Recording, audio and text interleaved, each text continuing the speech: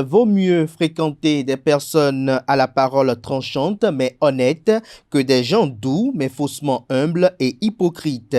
Pire que les mauvaises personnes, il y a ceux qui font semblant d'être bons avec vous tout en vous utilisant malicieusement. Avant de parler de vos problèmes aux gens, assurez-vous que ce ne sont pas eux la cause de vos problèmes et qu'ils sont préoccupés par votre épanouissement personnel et professionnel. Nous sommes déterminés par nos fréquentations et donc par ceux qui nous entourent.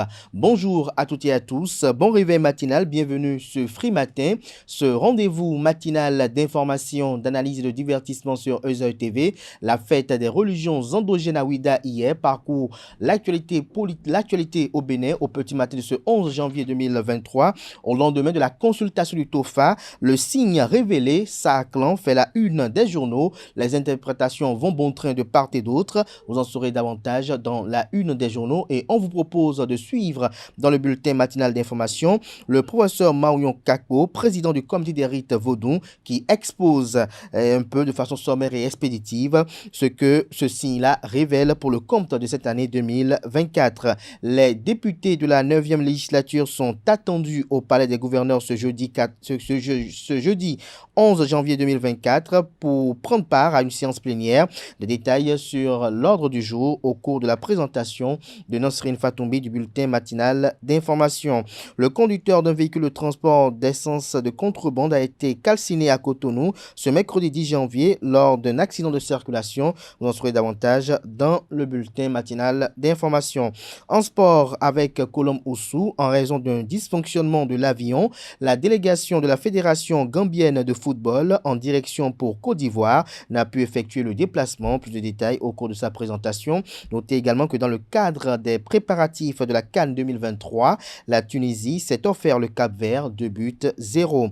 Pour ce qui est de la Coupe du Monde féminine U20, l'Égypte joue le Cameroun en aller-retour respectivement les 12 et 21 janvier prochains en préliminaire. Plus de détails au cours de la page des sports juste après le bulletin matinal d'information.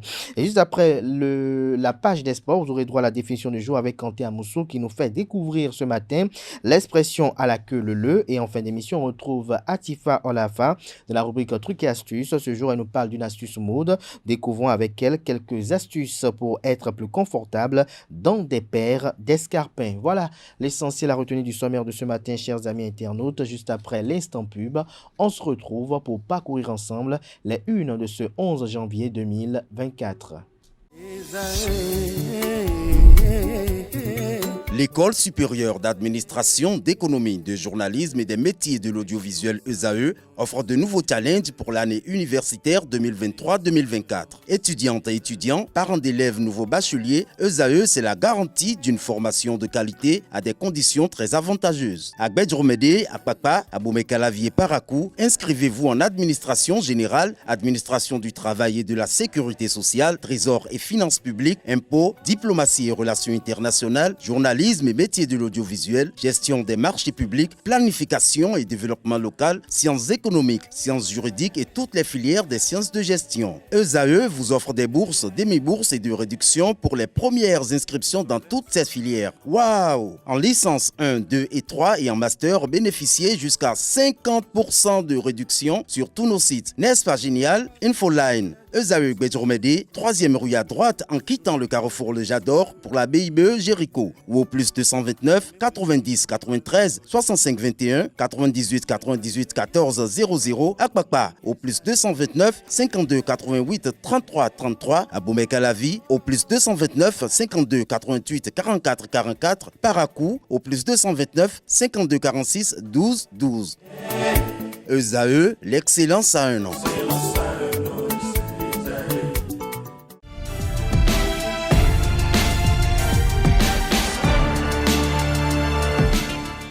Bonjour à nouveau, chers amis internautes. Le quotidien de service public La Nation titre ce matin en manchette Fête des religions endogènes 2024, un format inédit de célébration, présence remarquable de Patrice Talon, retour sur les temps forts de cette célébration aux pages 2, 3, 5 et 7. Langage et idées péjoratifs sur le vaudou, l'heure de la déconstruction, titre Le quotidien de service public, l'article à retrouver à la page 5. À l'oreille droite de la une du jour du quotidien national d'information, on peut lire « Projet épique Covid-19 de l'USAID en faveur du Bénin ». La résilience du système sanitaire renforcée face à toute situation d'urgence. La pandémie de la Covid-19 a montré les limites du système sanitaire à faire face à des situations d'urgence et de crise. Conscient de cette faiblesse, le gouvernement du Bénin a initié des actions que le peuple américain, à travers l'Agence américaine pour le développement international, l'USAID, a accompagné dans le cadre du projet Meeting Target and Maintaining Epidemic Control COVID. Les détails sur le dit projet à la page 11 de la livraison du jour. Fraternité, ce matin, manchette parle de Vodou Days 2024 à Ouida. Les religions endogènes à l'honneur. Le TOFA révèle le signe Sa-Aklan et une année radieuse pour le Bénin. Une première édition à Ouida, théâtre d'une effervescence totale. Retrouvez des précisions aux pages 2 et 3. Marché du fer à béton au Bénin. Du fake dans nos murs, la vie des citoyens en danger. Alerte Fraternité à travers son deuxième titre à la une de ce 11 janvier 2024. Le matinal nous apprend que dans la commune de Dogbo, située dans le département du Koufo, une mésintelligence s'est installée entre le conseil communal et le secrétaire exécutif. La crise est née du faible taux d'exécution du budget de la commune, une situation qui agace le maire Magloire Agossou, et face à laquelle le secrétaire exécutif ne semble faire montre d'aucune diligence en dépit des nombreuses alertes du conseil de supervision, ce qui amène le canard à titrer « Gestion de la commune de Dogbo ». Le maire et le SE à couteau tiré, faible taux d'exécution du budget, la pomme de discorde, plus de détails à la page 2. Consultation du TOFA en marge des Vodou Days à Ouida, une année 2024 favorable pour le Bénin, nous apprend le matinal. Matin libre ce matin en manchette s'intéresse à l'animation de la vie politique. Le canard titre Bénin, rapport pouvoir-opposition. Boniaï, Mayanim s'exclame le titre. Retrouvez des détails sur l'article du confrère à la page 2 de sa livraison du jour. Crise au Niger, pourquoi la médiation béninoise n'a-t-elle pas prospéré, s'interroge Matin libre. Le Béninois libéré ce matin manchette, TOFA 2024. Paix et abondance pour le Bénin selon les Bokonon. Faut-il croire en cette interprétation, s'interroge le confrère. L'analyse objective des prémices des désaccords en vue donne à réfléchir. L'article à retrouver à la page 3. En respect des textes du parti, Jacques Ayadi suspend un vice-coordonnateur. Des détails sur son identité et ce qui lui est reproché à la page 8. Vodou Days 2024, les cultes du Bénin révélés au monde entier. Le potentiel ce matin en manchette parle de la lutte contre le trafic de substances et produits prohibés au Bénin. La douane saisit une cargaison de faux médicaments à Sirarou. Le journal nous apprend que les disciples de Saint-Mathieu quadrille le territoire béninois et veille au grain pour extirper de la circulation les substances et produits prohibés. En effet, près de 360 kg de faux médicaments ont été saisis par la douane béninoise au poste de péage et de pesage de Sirarou. Ce coup de filet de la douane est intervenu le mardi 9 janvier 2024 après une traque sans relâche. Retrouvez le fruit des investigations du journal à la page 3 de sa livraison de ce matin. Fabrication de fausses plaques et cartes grises de voitures. 2 gros morceaux jetés en prison. Un policier poursuivi sans mandat. Nom et prénom des mises en cause et le montant d'achat des livrets de bord. La Cour de répression des infractions économiques et du terrorisme Criette pilote le dossier. Une traque lancée contre le reste du réseau. Jupiter, le devoir de l'exemplarité, titre ce matin manchette. Vodou Days au Bénin. Des festivités inclusives autour du vaudou. fierté des Béninois envers leur tradition. Sur une image, on peut apercevoir le président Patrice Talon, le président de l'Assemblée nationale, Louis Béounou Vlavonou, la vice-présidente Mariam Chalitalata Épouse-Zimé, la première dame Claudine Talon, le ministre de la Culture Jean-Michel Abimbola et le conseiller spécial patron de la BAI, du Bureau d'analyse et d'investigation, à la personne de Johannes Dayon. Retrouvé des détails sur le dossier que propose le Canard sur cette célébration des Vodou Days aux pages 2, 3 et 4 de sa livraison de ce 11 janvier 2024.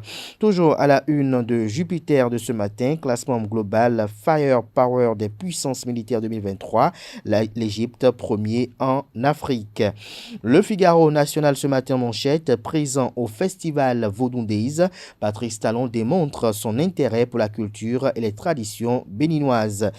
Toujours à la une de Le Figaro national de ce matin, Ponadec Nouvelle Génération, un nouveau document pour le développement des communes validé. L'économiste ce matin manchette parle de cérémonie solennelle des transactions de la BRVM. Didier Drogba partage sa vision sur l'importance du sport dans l'économie. Les grands sponsors des clubs de foot sont cotés en bourse, dit le directeur général de la BRVM. Promotion des cultures traditionnelles au Bénin, des retombées économiques des Vodou Days à Ouida, des précisions à la page 11. L'événement du jour ce matin, titre en deuxième de titre à la une, polémique sur un probable troisième mandat du chef de l'État. Patrice Talon n'est demandeur d'aucune révision opportuniste de la Constitution, clarifie le porte-parole du gouvernement Wilfried Léandre Rumbedji. Toujours à la une du quotidien, l'événement du jour de ce matin, fête des religions endogènes au Bénin. Le pari des Vodou Days a tenu à Ouida, remarquable implication du maire Christian Ouetchenou. Vous avez une image sur laquelle on l'aperçoit assis aux côtés du président Patrice Talon. Il s'agit bien du maire Christian Ouetchenou. Dabaro, ce matin en manchette, nous alerte et dénonce parti pour la chasse dans la commune de Kouandé, des jeunes disparus activement recherchés. Un rescapé mystique parle d'un enlèvement par des personnes armées. Le plus grand arrondissement de la commune de Kouandé est frappé par un grand malheur depuis environ 2 semaines. En effet, parti pour la chasse, des jeunes de l'arrondissement de Guilmaro ne sont toujours pas rentrés à la maison. Selon les dernières informations reçues de notre source, les 3 frères de la famille Simengui de Guimaro, le fils du ministre Pikiri Koka et Ablaï Tangoré ne sont toujours pas revenus. Cette même source nous renseigne qu'il y a 5 jours, les militaires sont allés voir le chef chasseur de Pikiri Pora pour aller sur les lieux. Le chasseur, lui, est revenu, mais les militaires y sont toujours. Selon lui, aucune trace des disparus n'a été retrouvée. Des détails sur les révélations de la rédaction de Dabarou à la page 2 de sa livraison de ce matin. L'affiche du jour parle de la consultation du TOFA de la célébration de la fête nationale du Vaudou. En manchette, le Bénin sous le signe Sa-Aklan en 2024. Des détails sur les interprétations de ce signe dans les colonnes de la page ce matin du journal dont l'aperçu est présenté en manchette en photo pour illustrer le titre. La boussole en manchette parle de la fête des religions endogènes. Le Bénin assume avec fierté son héritage ancestral. Admiratif, Richard Boni Ouro félicite les organisateurs.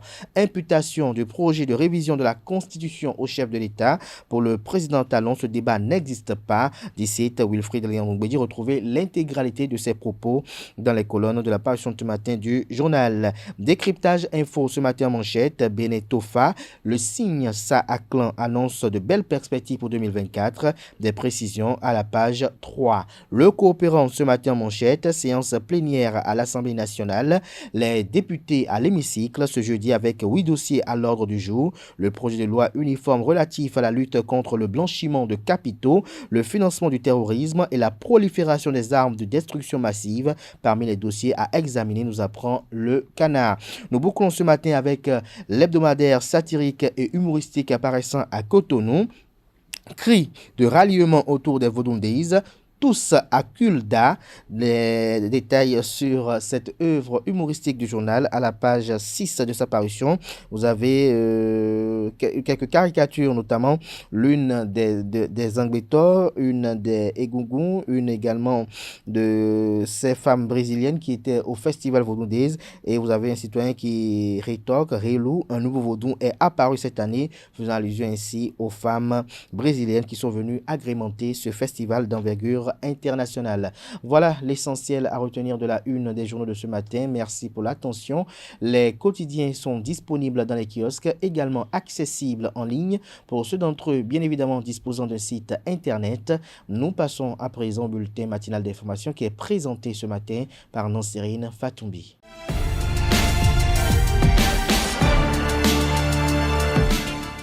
Bonjour amis internautes, heureuse de vous retrouver ce jeudi matin pour le bulletin matinal d'information. Les députés de la 9e législature sont invités à une séance plénière ce jeudi 11 janvier 2024.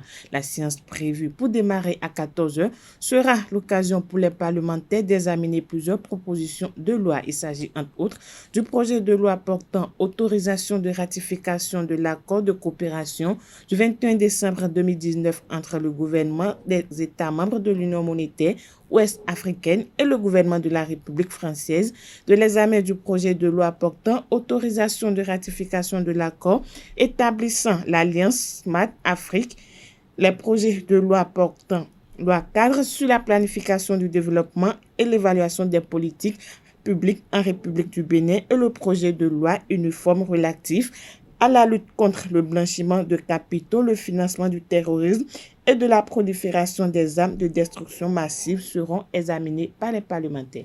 Parlons célébration de la fête du Vaudou. À présent, le Bénin a célébré ce mercredi 10 janvier 2024 la fête nationale du Vaudou. La grande cérémonie s'est tenue à la plage de Ouida. La consultation du TOFA 2024 a révélé le signe Sa-Aklan, un signe positif selon le président du comité des rites Vaudou, Maouyon Kakpo. La cérémonie a été précédée d'une prestation singulière du Conservatoire des danses cérémoniales et royales du Bénin. Le chef de l'État, Patrice Talon, et le président de l'Assemblée nationale, Louis Vlavounou, et plusieurs autres personnalités ont pris part à cet événement. Restons toujours dans le même registre, suivant à présent le professeur président du comité des rites Vaudou du Bénin, Maouyon Kakpo, qui explique au micro de Kanté Amoussou ceci. Le FAT dit que rien n'attaque un enfant unique devant sa maman. La maman va se battre pour défendre sa progéniture. Par conséquent, le FAT dit que le président se bat pour défendre les intérêts du pays et que par conséquent, il a une bonne foi et que cette bonne foi, si jamais cette bonne foi le quittait, que cela ne serait pas bien pour le pays. C'est le FAT qui a dit ça. Le FAT dit que le bonheur pour le pays, c'est l'énergie aquatique. Le vaudou qui est au bord de l'eau, qui va la porter, qui va la mener. Ce vaudou lors de l'interprétation approfondie et détaillée, sera identifié et les rituels conséquents lui seront consacrés. Le FAT dit que les difficultés que les populations supportent pour vivre, cette difficulté-là vont se transformer très bientôt en opportunités. Et ces opportunités-là apporteront donc bonheur dans le pays. Le FAT dit que lors des rituels généraux pour le vaudou dans le pays, que le président, en restant dans le pays et en participant, reçoit ainsi les influx positifs que les vaudous apportent et que par conséquent cela doit lui être bénéfique. C'est faire le contraire qui pourrait être négatif. Le FAT dit que le bonheur cette année pour le pays doit provenir du bienfait fait aux femmes. Je vous invite à suivre à présent l'ambiance qui a prévalu dans la ville de Ouida dans le cadre de la fête du Vaudou ce 10 janvier.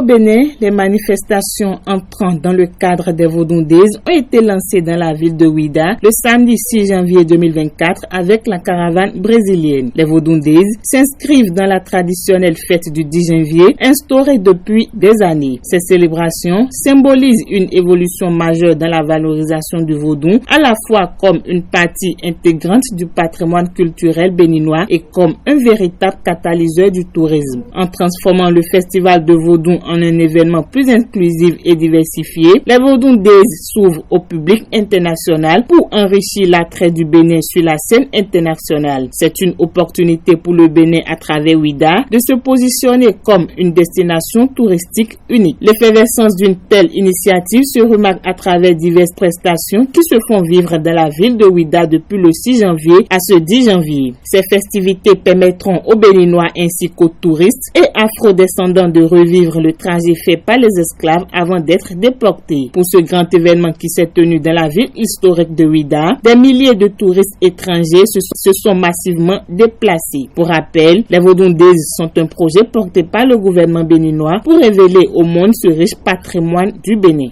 Parlons drame à présent. Un véhicule chargé de bidons d'essence consumé ce mercredi 10 janvier, jour de la célébration de la fête des religions endogènes. Le drame a eu lieu au quartier d'Oko à Cotonou, entre le carrefour La Vie et la rue Founaï. Le bilan fait un mort et des dégâts matériels. Il s'agit selon les informations d'un conducteur du véhicule qui n'a pas pu s'échapper. Les sapeurs-pompiers ont été mobilisés pour maîtriser le feu. Le véhicule a été entièrement calciné. Hors de nos frontières à présent, les bombardements israéliens dans le sud et le centre de la bande de Gaza se poursuivent malgré la promesse faite par Israël, notamment à l'allié américain, de passer à une campagne plus ciblée pour préserver les civils et de retirer une partie des troupes de l'enclave assiégée. Parallèlement à la guerre et aux visites diplomatiques, ce mercredi 10 janvier, le Conseil de sécurité de l'ONU a adopté une résolution exigeant que les Houthis mettent un terme immédiat à leurs attaques en mer Rouge. Voilà, c'est tout pour le bulletin matinal d'information de ce jeudi matin. Je vous donne rendez-vous demain matin. Merci à vous, Nosrine Fatoumbi, pour cette présentation du bulletin matinal d'information. On retrouve à 19h, si tout va bien, Billy Gaël Laibi pour la grande édition du journal télévisé sur ESAE TV. Place à présent à la page des sports, une présentation de Colombe Oussou. Jour J-2 pour le démarrage de la Coupe d'Afrique des Nations CAN Côte d'Ivoire 2023. On ouvre alors cette randonnée sportive par quelques actualités qui planent autour des préparatifs de la CAN ce jour. Bonjour à tous, on est passé tout près de la catastrophe pour la Gambie. Alors qu'ils étaient attendus dans l'après-midi d'hier à Yamoussoukro, les Scorpions ont vu leur vol reporté à une date ultérieure en raison d'un dysfonctionnement de l'avion. Le vol était 9 minutes en l'air lorsque l'équipage s'est rendu compte du problème technique et a immédiatement demandé à retourner à Banjul. À l'atterrissage, les enquêtes préliminaires ont indiqué qu'il y avait une perte de pression dans la cabine et d'oxygène. S'il est clair que le déplacement manqué va bouleverser la préparation des Scorpions, l'on peut tout de même se satisfaire du fait qu'il n'y ait eu aucun dégât ni sur les membres de l'équipage, encore moins sur les joueurs. Pendant ce temps, la délégation du Nigeria a foulé le sol ivoirien dans l'après-midi d'hier mercredi 10 janvier 2024. Les Super Eagles ont pris quartier à Abidjan où ils disputeront leur rencontre de groupe. Le Nigeria dispose donc de 3 jours pour se préparer et s'adapter aux conditions climatiques de la ville. Les Nigériens effectueront leur première séance d'entraînement ce jour jeudi 11 janvier 2024. Et pour ce voyage, seulement 23 des 25 joueurs convoqués sont actuellement en Côte d'Ivoire en raison de l'absence de Kelechi Eihachano et Terem Mofi, convoqués dans les toutes dernières minutes pour pallier le forfait de Victor Boniface. Mofi devrait disputer un dernier match avec Nice avant de s'envoler. La dite rencontre est prévue pour le samedi et ce face au Stade Rennais. Il sera donc forfait pour la première rencontre des Nigériens.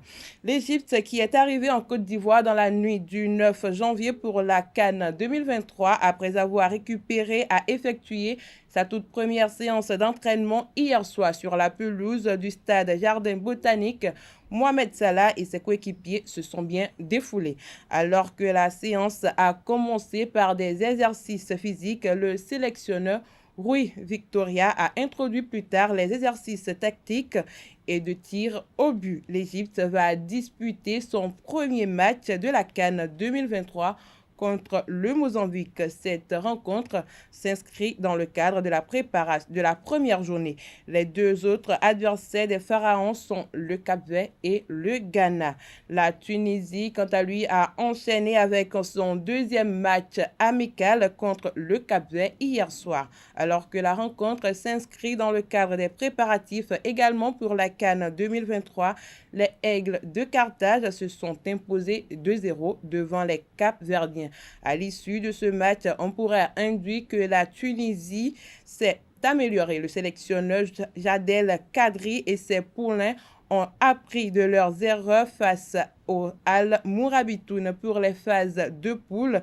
Ils sont logés dans le groupe E avec la Namibie, l'Afrique du Sud et le Mali. À 3 jours du coup d'envoi de la Coupe d'Afrique des Nations en Côte d'Ivoire, Sébastien Desabrés et sa bande peinent à rassurer les supporters congolais. Après le nul d'il y a quelques jours avec l'Angola 0-0, les Léopards se sont heurtés aux étalons du Burkina Faso. Dominés, les joueurs congolais se sont logiquement inclinés 2-1. Avant la fin de la première période, Touré Ibrahim lançait les hostilités à la 36e minute. 4 minutes plus tard, Konaté Mohamed double la mise pour les étalons et dans son équipe à rentrer au vestiaire tout rassuré. Football féminin pour finir, la sélection féminine des moins de 20 ans de l'Égypte jouera contre le Cameroun le 12 janvier prochain. Une rencontre qui s'inscrit dans le cadre des éliminatoires de la Coupe du monde féminine U20. Avant ce choc, les pouliches de Mohamed Kamal se sont entraînées hier soir. Le regroupement a pris en compte des exercices qui visent à améliorer la performance de ces joueuses. Si des exercices physiques sont enregistrés, on note également des épreuves techniques et tactiques. Le retour se jouera en Égypte le 21 janvier. La Coupe du monde féminine U20 elle-même aura lieu en Colombie du 31 août au 22 septembre 2024. C'est tout pour la page des sports de ce matin. Merci et à très bientôt. Merci à vous pour cette présentation de l'actualité sportive. Chers amis internautes, à présent, j'installe Quentin Amoussou qui nous présente la définition du jour.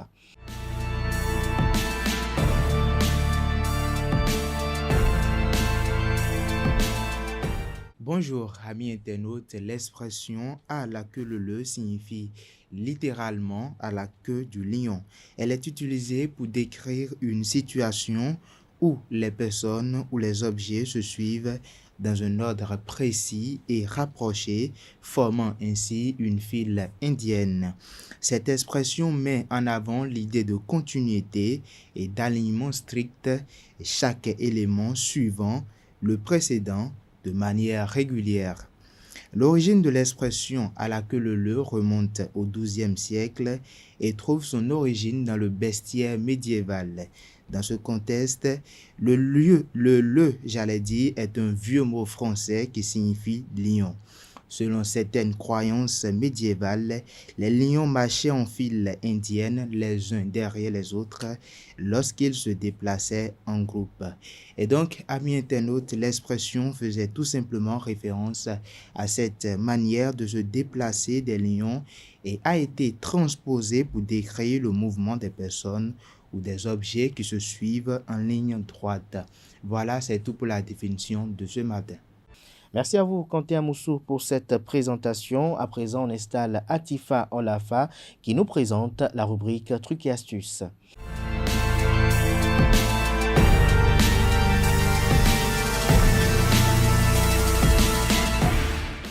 Amis internautes, bonjour, ravi de vous retrouver et bienvenue dans l'astuce de ce jeudi. La relation que l'on entretient parfois avec nos pères d'escarpins est compliquée Et oui, vous l'avez bien entendu, aujourd'hui dans Astuce, on va parler des paires d'escarpins. Chères dames, vous convenez avec moi qu'il est parfois difficile de rester longtemps sur des talons, encore moins des paires d'escarpins. On les aime parce qu'on les trouve magnifiques, mais on les déteste également pour le mal qu'ils font à nos pieds. Chers internautes, pour remédier à tout ceci, nous avons concocté pour vous quelques astuces. Premièrement, choisir des chaussures à talons de qualité. Oubliez les matières synthétiques et investissez dans un modèle en cuir souple et confortable qui empêchera votre pied de transpirer. Respectez surtout votre pointure. Deuxième astuce, adaptez la hauteur du talon à son expérience. Si vous n'avez pas l'habitude de marcher sur des talons, ne jetez pas alors votre dévolu sur des talons ou des paires d'escarpins de 12 cm. Du moins, pas tout de suite.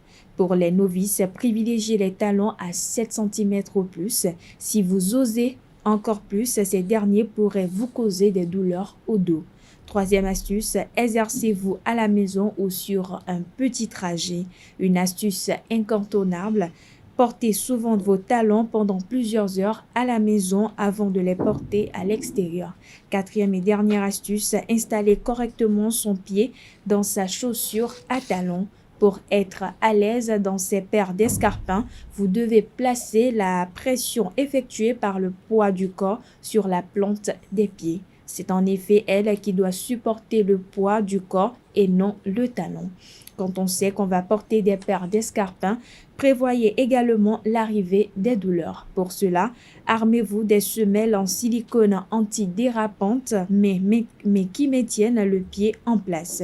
N'oubliez pas aussi les coussinets en gel transparent pour protéger le tendon, car ce dernier s'irrite très facilement et est particulièrement sujet aux ampoules. Voilà, amis internautes, c'est tout pour l'astuce du jour. Merci et à demain. Merci à vous, Atifa Olafa. Chers amis internautes, voilà qui met un terme à Free Matin ce matin. Merci pour l'attention, merci pour la fidélité que vous apportez constamment à ce programme télé sur ESAE TV. On se retrouve demain vendredi par la grâce et la volonté divine. Jusque-là, belle suite de programmes sur ESAE TV.